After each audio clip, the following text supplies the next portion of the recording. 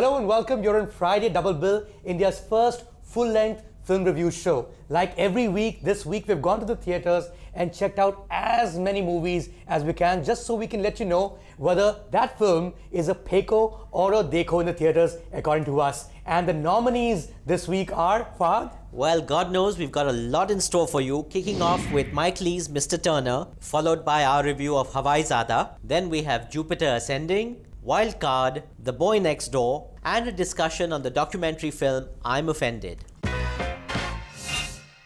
Mr. Turner, directed by Mike Leigh, explores the last quarter century of the great, if eccentric, British painter J.M.W. Turner, played by Timothy Spall. Profoundly affected by the death of his father, loved by a housekeeper he takes for granted and occasionally exploits sexually, Turner forms a close relationship with a seaside landlady with whom he eventually lives incognito in Chelsea, where he finally dies.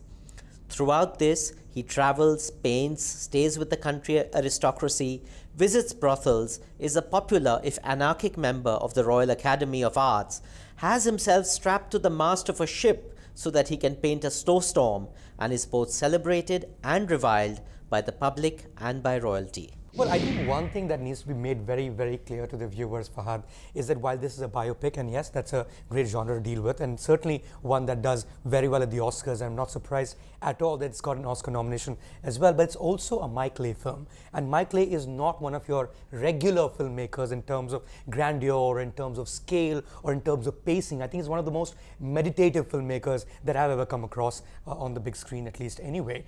He tends to make films where the rhythm somehow the other is almost like the rhythm of life, and you almost feel like you went into somebody's house. And I think the best example of a film like that is Another Year, that came out in 2010, one of the most underrated films according to me. So here we are dealing with a biopic, yes, which is a genre of its own, dealing with a Mike Leigh film who is a genre of his own, and between them we find a film which is like any other or unlike any other that you're likely to watch with both them, and left me disappointed for a lot of reasons that we'll get into. Well, not just you, but also the Oscar Academy and the BAFTAs were left unimpressed because they haven't nominated either Mike Leigh or Timothy Spall for Best Actor, even though he won at Cannes. So it's got 4 Oscar nominations, but all for cinematography, production design, hair and makeup, technical things, or rather than for these great things. I, for one, thought the performance by Timothy Spall was just astonishing. The dedication, of course, that is required. He spent 2 years before the filming of this movie learning how to paint so that when he's on screen, it should look authentic. That kind of dedication to craft, 2 years of commitment is classic and symptomatic of these great British actors who do this kind of thing. A filmmaker like Mike Leigh who demands it of his actors. This is a painting of a film, and I think the real star of the film is not Mike Leigh and it's not Timothy Spall, it's the cinematographer. I don't think in the history of recent films we have these kind of incredible landscapes, the kind of Turner's vision, his eye, and the cinematographer Dick Pope of course has done the most stunning job, and he's rightly nominated for cinematography. Of course, the Academy called him Dick Poop, and he's been trending therefore on the net for all the wrong reasons, but really work of genius. Well, we've looked at the larger canvas of the film, which is the cinematography, of course, and of course we've lauded it as much as it deserves to be lauded. But I think when we get onto the OMG moments or the oh my god moments, where we're looking at individual scenes, I think the one that was perfectly shot and also was somehow revealing how I was feeling at that moment also is when the lead character is also giving a talk on art, and it's a whole room full of people who are very, very sleepy. And the thing is, when you're making a biopic of someone who's an artist, which is not a very dramatic profession, you need to be I think, an arts aficionado to be going into Turner's life and care so much. And since I'm not one of those, I was just as sleepy in the theater as the audience was watching Turner give that talk. Well, fair enough. Well, as it happens, I'm very passionate about this, and that particular era, again, this sort of Victorian, and what was wonderful is that you get vignettes of, the great painters of the time. Yes. Well, Haydn, who committed suicide, you have Sargent, you have Constable. So all of them, they come alive over there. And for me, the great oh my God moment is a very positive thing, is also a scene where a very young Queen Victoria comes with Prince Albert to view in the Royal Academy of Arts his painting, and he's hiding behind in the other room, expectant to hear what she has to say, the Queen of England. The main patron of the arts at the time. And sure enough, and she pronounces it as a dirty yellow mess. And you can imagine the heartbreak. Of course, Turner had huge success in his own lifetime. He was offered at one point of time £100,000 in those days for his entire collection. And to his credit, he refused. Right. So I think that's the mark of the man, the integrity, and this really porcine, ugly, gargoyle-like creature who just has so much beauty within and able to, express it without. Well, it's Oscar season, of course, and I'm not surprised at all that Mr. Turner is playing as part of that same package. But of the entire lot that at least I've seen this year, Fahad, this is the most sleep-inducing film. Of course, it has its pluses, a lot of pluses. That's one of the reasons you cannot be completely dismissive about it. We love the cinematography, of course. But would I watch it in the theater? I am not so happy that I did. I would prefer to watch it perhaps on the television. Well, make no mistake about this. If you are an aficionado of art, are interested in moody, atmospheric cinema, this is certainly for you. But at 2.5 hours, it's a stretch. You're going to be assured of exquisite cinematography, production design, costumes, hair and makeup, for which it is nominated. But at the end of the day, it's your call. I would say theatre mein dekho. Hawaizaada, directed by first-time filmmaker Vibhu Puri, is a period film set in the late 19th century Bombay. The film chronicles the journey of a maverick scientist and inventor, one Shastriji, played by Mithun Chakrabarti, as he sets out to invent the world's first aeroplane. The British are after Shastriji's codex that contains the clues to the invention. The Brits believe that if an Indian invents the first airplane, then they would lose the moral right to rule over the supposedly stupider and poor Desis. In the absence of Shastriji, his assistant Talpade takes on the mantle of putting together the planet's first flying machine. Ayushmann Khurrana plays the young Talpade. So Mayank, now the critics haven't been very kind. I have to confess I couldn't see the film. Tell me, how was it? I don't know what the other critics have said, and I really hope that they had a good laugh over a film like this. I had a tough time dealing with a few things. There are bad films and then there are certain bad films. Now, Action Jackson, for instance, as we both watched the bad film, and you know where it's coming from, you know where it's going, and you sort of see it for whatever it's worth, and you hope that it makes money for whoever is pumped in that many crores. You see a film like this that ostensibly, at least, believes that mythology equals history. Not just they, a lot of Indians tend to believe that all that was great that was created by modern science was actually already done by our gods who actually lived on this planet and built those things. And but it was. Fair enough, and it's a matter of belief, it's a matter of faith. There's no question debating it. But if that is the premise of a film, then it begins to bother you, more so as a viewer, if you are not that believer or if you're not the faithful. And well, I am one of those, so therefore it just bothered me from the beginning itself. The second, of course, is the fact they've recreated, spent a lot of money to recreate a world which is like a little bit of Hugo, a little bit of Harry Potter, but that is something which will embarrass Sanjay Leela Bhansali. The sets are so fake, and therefore so are the performances. So everything put together, it made it like a film that I couldn't laugh at. I really hope the others did. Well, given that it's Vibhu Puri's wife who's the cinematographer, tell me a little about that. I believe it's pretty darn good. Well, I think if you're shooting a set, then it doesn't matter how well you've shot it. The fact that it looks fake, the fact that it doesn't look like 19th century Bombay, the fact that it looks part musical, part not, so on the technical aspect of it, which also shows in the performance, it just seems unreal, and that's really what I felt about the film too. So clearly it's a flight that didn't catch your fancy. Well, it's certainly a film that did not make me laugh, unfortunately. There are lots of bad films, but this is a different category altogether. So is it a deko or a peko, my friend? Fahad, which part of this conversation did you not understand? Well, it's a peko, beyond belief peko. Last week, Mayank and I were divided in our opinion. I thought Rahasya was a deko. He thought it was a peko. Let's find out what the Desi Martini audience has to say. Rahasya, directed by Manish Gupta, is rated at 2.8 out of 5 on Desi Martini. One of the reviewers says, the film will find it tough at the box office as there's so much competition in the form of Rahasya and Hawaizaada.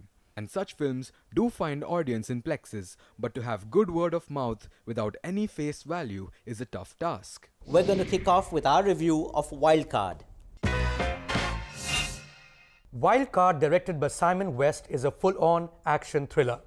The lead character in the film is a quiet, brooding security consultant in Las Vegas. We watch basically a rather long day in his life through which he wins and loses tons of money in a casino, bashes up a bunch of mafia goons, and generally walks around like a Robocop. The film stars Jason Statham in the main role. You know, Mayank, I was a little put off by the whole premise of this film, so I skipped it and I watched something else, as you know. Well, Mayank, how was it for you?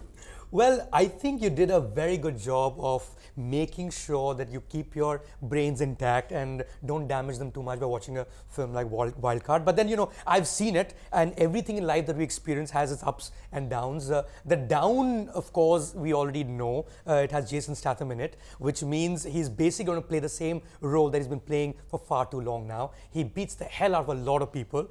He never uses a gun throughout the movie, so, you know, he could use any implement and beat them up, which is great. I mean, that we already knew. I think that's one of the reasons why I didn't go for the film.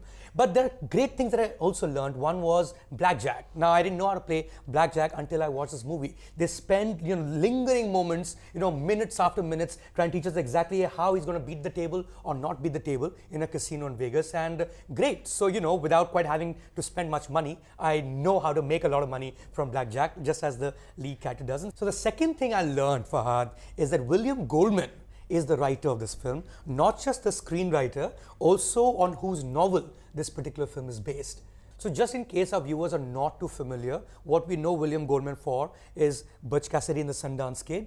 What we know him for is All the President's Men. More than that, for film buffs, I think what we know him for is that book he wrote called Adventures in Screen Trade, which is one of the finest books to have ever been written about film. Almost a Bible of sorts. Absolutely. And there we see his worst work ever. So, you know, I think that's also a learning curve in some form or the other. Truly a wild card entry, and it hasn't done anything. The cards are stacked against him. Let's just move on to the next one, shall we? I presume it's a peko for you. Oh yes, it's a complete peko.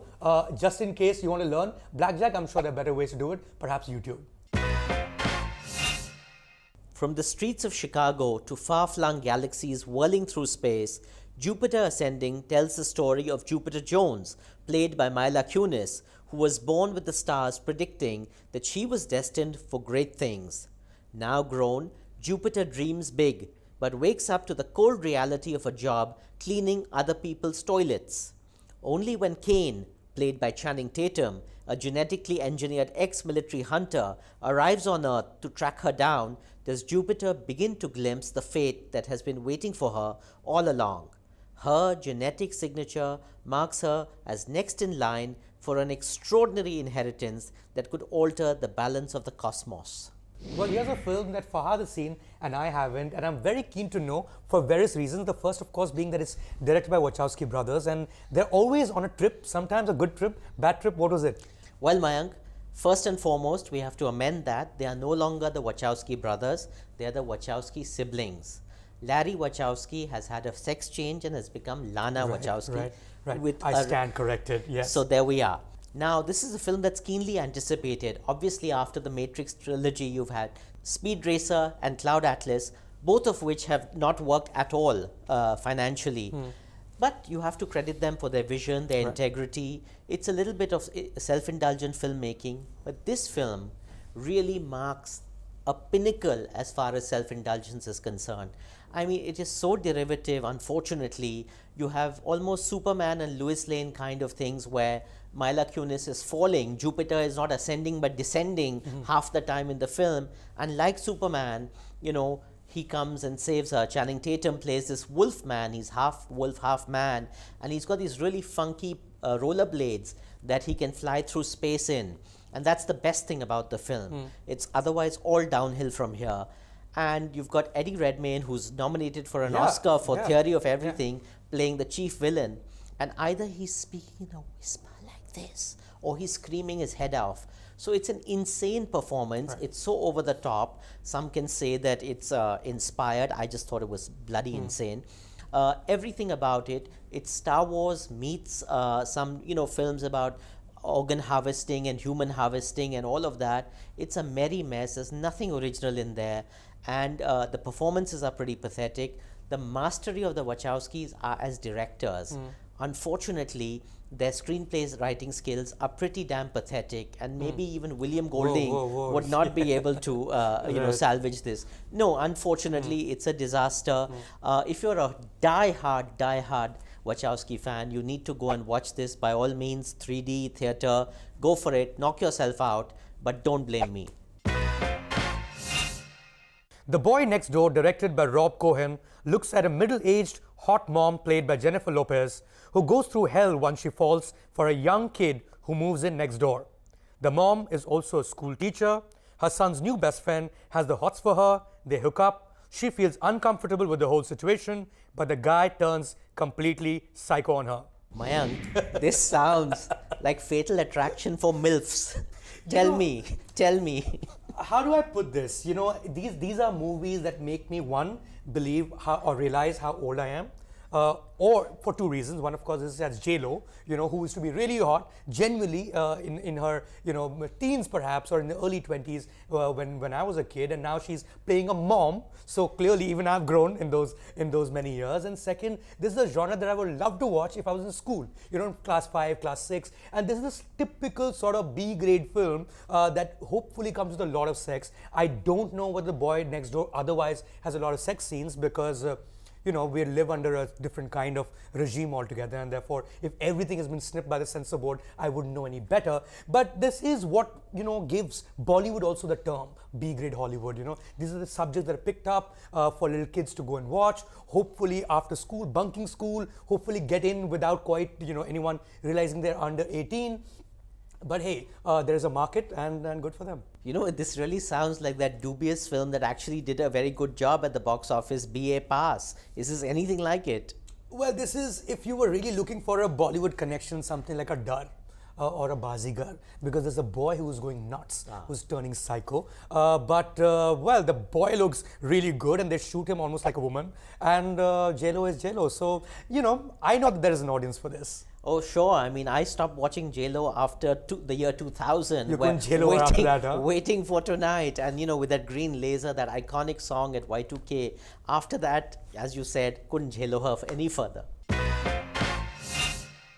Well, on a more serious note, we're also bringing to you a documentary film that we'll be discussing called I Am Offended. On a serious note, only because it's turned into a serious issue now. The situation of stand-up comedians, which is a new thing so far as India is concerned in terms of English stand-up comedians, and sprouting all over the metropolitan cities. This film chronicles the entire phenomenon, and it's a phenomenal film for a lot of reasons. The first is that we've started finally making documentary films that sort of look at us as, you know, regular dudes who do regular things rather than you know, on being always on an activist mode. You know, most of the Indian documentary films in the past were either films division or they were all pamphlets in some form or the other. I think very recently we started seeing films that sort of put together like a movie. Oh, absolutely. I mean, for me, my best film for 2014 was Katya Baz, and that's saying a lot given that it was a documentary. Yeah. Yeah, and this one is directed by Jaideep Verma, whose last film that I saw was also quite interesting because it chronicled the art house slash mainstream, non-mainstream cinema through the life and times of Sudhir Mishra, the filmmaker. This one is looking at what is turning out to be almost the spirit of the times. Young people going out there, having their say at bars, at regular restaurants, and what is considered stand-up comedy. Of course, a lot of it is derived from American humor. It's now in news for a variety of reasons, Fahad, and you would know better. Oh, yes, I mean, terrible. I've just written a column in my Indian Express about this. The fact that they're coming down in this way, as you said, there's a new regime at the censor board. More and more, we're finding that any kind of creative expression that goes beyond the pale of parameters is being questioned, is being silenced, and it's really a shame. So yes, this documentary is just so topical, and it couldn't have released at a better time. We of course need to talk talk about about the AIB and the roast of the day that they themselves had to remove from YouTube. Hopefully, this particular film that is also talking about the phenomenon, in fact, stars a lot of actors who are part of the entire crew of AIB. It stars Sanjay Rajora, who I thought is a fabulous stand-up comedian from Delhi. Stars Varun Grover, who I think is one of the finest stand-up comedians based out of Bombay. So it's a whole lot of metropolitan humor that they're looking at. Turns out to be a great film. Also, you have to realize that finally films are being released on YouTube to be watched by people. That's another platform altogether, and it's a great way to get your voice across, I think. Precisely, and it's more the pity because a lot of these guys are friends of ours, and we've known them and seen them grow and come into their own, and it's just a voice that needs to be nurtured and nourished rather than being extinguished and gagged. And really, all the shame. Try and watch this film by all means as soon as you can. Wouldn't you say, Mayank? Yes, I would agree. I mean, it's called I Am Offended. I think the very basis of comedy is to offend someone or the other. And if someone or the other is going to constantly get offended, and therefore we should stop having comedy, it's not going to make a better society for sure. So that's where we are so far as Friday Double Bill is concerned. I hope you're not offended by anything that we do on this show. And if you are, well, feel free to be offended. It's your right to be offended. It's our right to offend. And on that hugely offensive note, we're out of here. See you next week.